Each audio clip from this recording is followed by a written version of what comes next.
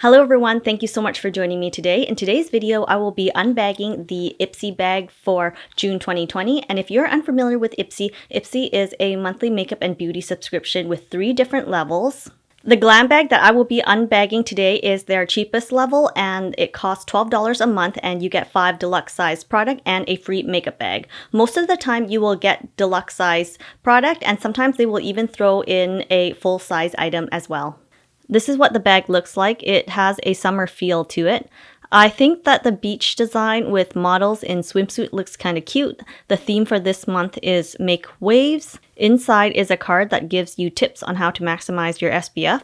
I don't think Ipsy sends out a card with product info anymore, so I will do a bit of research and let you know the value of each of the items in the bag going forward. Every month, Ipsy allows you to pick an item of your choice, which is an option I really like.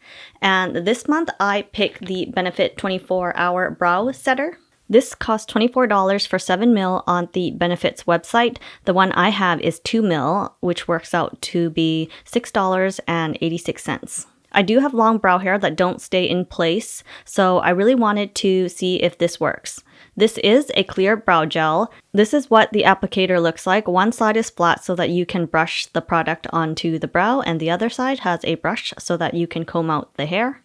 The next item I have here is 2 sheet masks. This is the Hanalei sheet mask in Lychee and Papaya, which retails for $4 each for a total of $8. These masks use skincare ingredients straight from Hawaii. I really love the design of these 2 masks. I haven't tried any face mask with lychee in it, so I'm excited to give this a try. Both face masks are 100% cruelty-free and is vegan. The next item I have here is from Pop Beauty Pout on Point. This is a lip liner in the shade Rosique Rose, which retails for $6. I won't be opening this up as I don't think I'll be using it yet, but I will show you what the shade looks like on their website. This is what the tip of the liner looks like. It has a unique triangular tip that makes it easy to line and fill in your lips. This is a long-wearing formula that withstands breakfast, lunch, drinks, and you name it. The color I have is Rosique Rose, which is a deep rosy brown shade. The lip liner is made with vitamin E, a mega moisturizer that keeps your lips feeling soft and nourished. I love lip liners as they are easy and precise to use. I actually wear them alone as I find that the color tends to last longer than some lipsticks out there.